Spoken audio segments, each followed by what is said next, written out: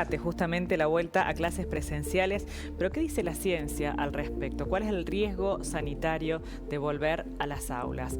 Para conocer un poco más acerca de lo que dice la ciencia, cómo debería ser la vuelta a clases, la vuelta a las aulas, ¿no? Algo tan esperado, ¿no?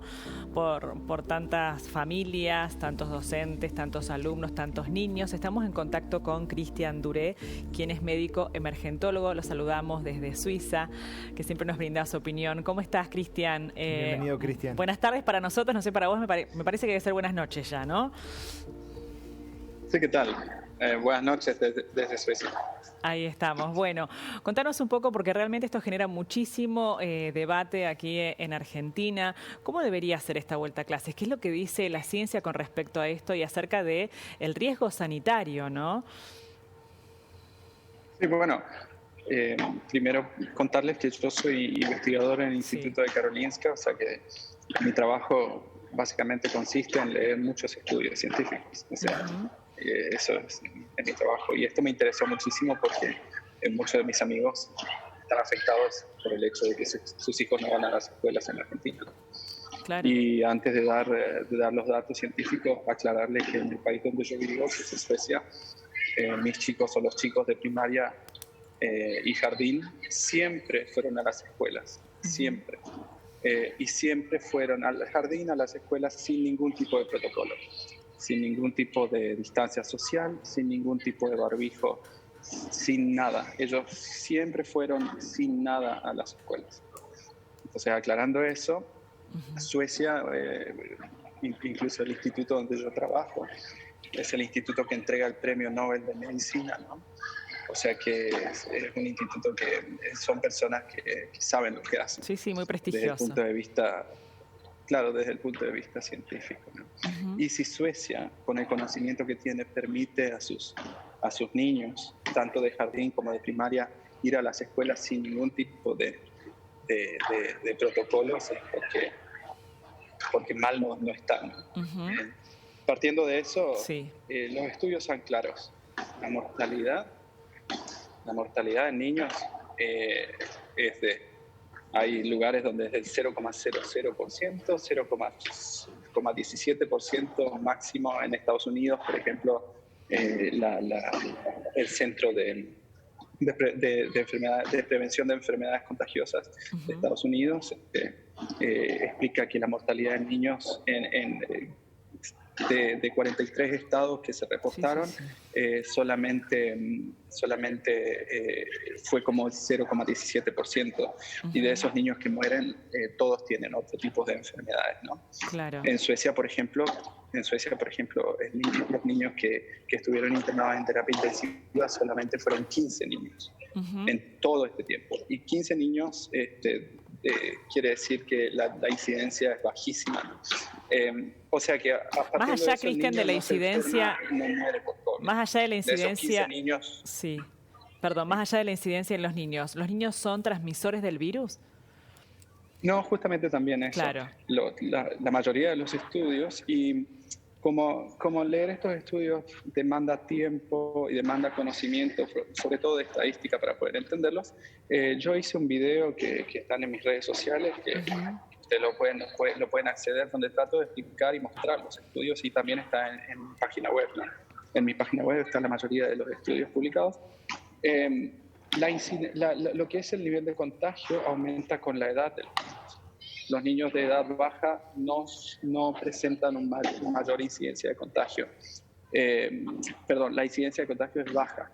Quiere decir que lo que se conoce hasta hoy, de acuerdo a la mayoría de los estudios, es que los chicos de edades bajas no transmiten el virus de la forma en que lo realizan edades bajas, Cristian, perdón, para ser precisos, edades bajas, menores de 12 años. Estamos hablando de edad escolar, perdón, ¿qué dijiste? Menores de 12 años. Menores de 12 años. Ajá. ¿Y qué pasa con los docentes que están a cargo de esas aulas? ¿Se han manifestado números altos de contagios? ¿Cómo ha fluido eso? Lo que pasó en Suecia, por ejemplo, y lo que pasó en varios lugares del mundo también, de acuerdo a los estudios, es que los docentes, hubieron escuelas donde sí tuvieron algunos brotes entre docentes y hubieron escuelas donde no tuvieron algunos brotes. Pero acá está la clave, ¿no? que no se pudo comprobar que los brotes hayan sido por los niños, por las clases de los niños.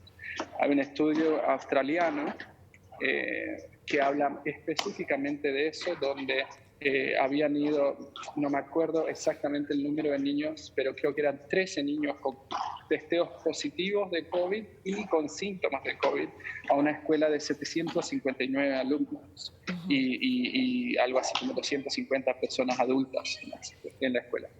Y de esos 13 niños solamente se contagiaron, o sea, esos 13 niños habían contagiado un número ínfimo, creo que eran 10 personas. Pero de esas 10 personas que se contagiaron, de esos 13 niños, no se pudo garantizar que haya sido por los niños. Entonces, la respuesta es, hoy en día no existe evidencia de que el personal adulto se contagie en la escuela. Ahora, hay otro estudio muy grande donde comparaban el nivel de contagio en 53 países. Esos 53 países, obviamente Suecia no está incluido porque Suecia nunca suspendió las clases, pero de esos 53 países habían suspendido sus clases y vuelto a las clases durante la pandemia, ¿no? El mayor nivel de contagio fue justamente en el periodo de receso académico, cuando los chicos no estaban en clase. Claro. Entonces eso sugiere de que menos contagio cuando los niños están en las escuelas. El mismo doctor Tegnell, que es el epidemiólogo que lleva adelante la estrategia sueca, dijo que él se arrepentía de que los niños de secundaria se hayan quedado en la casa en algún tiempo acá en Suecia. ¿Y cómo imaginás que dice la ciencia, ¿no? Con respecto a cómo debe ser esta vuelta, ¿no? a las clases? Acá se está hablando también en algunos casos de esta bimodalidad, ¿no? Esto de una semana en la casa, una semana en las aulas. Bueno, el tema de las, máscaras. ¿Por qué lo harían de esa forma?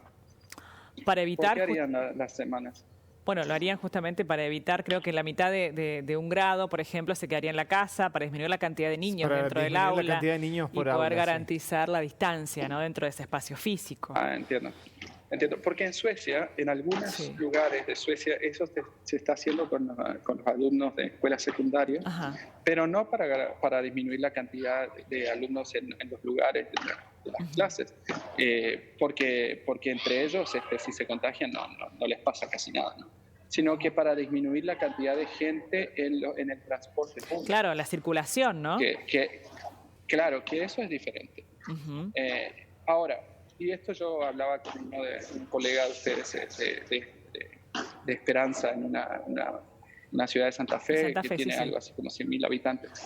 Ellos no tienen un transporte público muy avanzado, muy amplio, y no tienen casi caso de coronavirus. En ese caso, por ejemplo, no habría necesidad de tener ese tipo de vuelta, ¿no? Pero si tomamos en cuenta el Gran Buenos Aires o lugares donde tienen muchísimas personas en el transporte público, bueno, ahí sí tal vez funcionaría ese tipo de estrategia. Hablando siempre en niños mayores de 12 años, ¿no? Menores de 12 años es otra cosa. Menores de 12 años, en realidad, de acuerdo a la mayoría de los estudios científicos que yo leí, ellos deberían estar en la escuela. Incluso hay muchos pediatras que publicaron estudios muy buenos donde ellos ni siquiera aconsejan barbijos en menores de 12 años. Claro, a esto quería llegar, a los barbijos. La Organización Mundial de la Salud. Sí. Debería ser sin barbijos, con barbijos. Bueno, eso también depende de qué tipo de barbijos, ¿no? Empecemos porque la Organización Mundial de la Salud dice que menores de 5 años no deberían utilizar barbijos. Y después, entre 6 y 11 años, el barbijo debería ser de acuerdo a algunos puntos muy importantes, como por ejemplo que la persona lo sepa usar correctamente, que los barbijos se puedan lavar correctamente, que se laven las manos, y incluso que puedan mantener la distancia social y que el barbijo no afecte la parte psíquica del paciente, de las personas. Esos puntos son muy difíciles de lograrlos en los niños menores de 12 años. Claro. Entonces, si no vas a tener un efecto positivo, porque también hay un estudio muy claro que que leí ayer, donde dice que lo único que puede lograr el barbijo es disminuir la capacidad de respirar de la persona, y eso es algo que todos sabemos, ¿no? Uh-huh. Y si no tenés un efecto positivo que sea beneficioso, porque si no, en los chicos menores de entre 5 y 12 años es muy difícil que ellos puedan cumplir todas esas normas para que el barbijo tenga un efecto protector beneficioso. Entonces, yo pienso como médico, ¿para qué vas a hacer algo que no va a dar ningún efecto? ¿No? Bien. ¿Qué pasa con los recreos? Mi recomendación... Sí. La recomendación, perdón, cerremos allí esa pregunta, después vamos a la otra, sí. Sí, mi recomendación profesional, pero de acuerdo a los estudios que yo leo, Uh-huh. no es opinión personal, claro. Sino que recomendación profesional es que los niños menores de 12 años vayan a las escuelas, que se les enseñe a lavarse las manos, que se les enseñe a estornudar en el codo, que se les enseñe que si tienen algún síntoma que se queden en la casa, pero si no, que vayan como siempre a las escuelas. Y si alguien tiene que mantener distancia social, son los adultos. Uh-huh. Adulto con adulto tiene que mantener distancia social.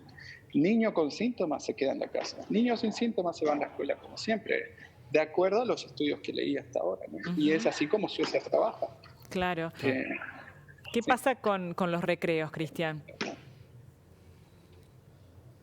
Los recreos, estar al aire libre es lo mejor que le puede pasar Uh-huh. a los niños. Sin duda, ¿no? A ver, el desarrollo físico, el desarrollo psíquico que el niño tiene en el recreo es tan importante como un momento en el aula. Uh-huh. Entonces, incluso hay psicólogos y pediatras que están hablando del retraso madurativo social y psíquico que los alumnos van a tener justamente por no tener contacto entre ellos en Argentina. Claro. Entonces, si no tenés miedo... A ver, yo estoy justamente diciendo que no se debería tener miedo con los niños en las aulas y mucho menos con los niños en los recreos. Uh-huh. Muy bien.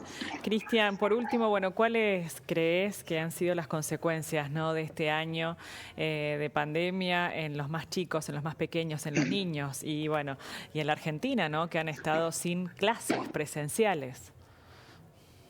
Bueno, la misma UNICEF puso en su página web una frase que me impactó muchísimo, que los niños y las mujeres van a ser los que lamentablemente sufren más los efectos de estos tipos de protocolos o de estrategias que los gobiernos llevan adelante tratando de mitigar los efectos del COVID. Personalmente, creo que el haber suspendido las clases en tanto tiempo generó un daño en el niño que Dios quiera que se pueda recuperar. Así es, y en la sociabilización del niño también, realmente. Sí, pero lo que único que se está viendo es que lamentablemente los niños en Argentina corren el riesgo de perder su capacidad social en el futuro, perder un desarrollo psíquico. Un año sin clases es algo extremadamente serio en lo que es el desarrollo psíquico, mental, social del niño, ¿no? Y cuanto más pequeños son, más importante es ese desarrollo. Y no estamos hablando solamente de conocimientos teóricos, sino que estamos hablando de todo lo que la escuela significa para el niño. Entonces yo lo vuelvo a repetir, y no basado en una opinión propia, sino que basado en la evidencia que uno puede leerla fácilmente. Si los niños no contagian, si los niños no mueren por coronavirus y si los niños pueden llegar a sufrir daños irreversibles por no estar en la escuela, yo no entiendo por qué no están en las aulas. Pero eso lo sabrán explicar las personas que toman las decisiones en Argentina, ¿no? Así es. Ojalá que se revierta esta situación urgente para todos. Cristian Duré, médico emergentólogo desde Suecia, muchas gracias por tu gran aporte siempre. No, gracias a ustedes. Les pido disculpas por el ruido, estoy para empezar a jugar al pádel acá. Así que... Muy bien, hacer deporte, está bien. Éxitos con eso. Muchas gracias, adiós, hasta pronto. Hasta luego.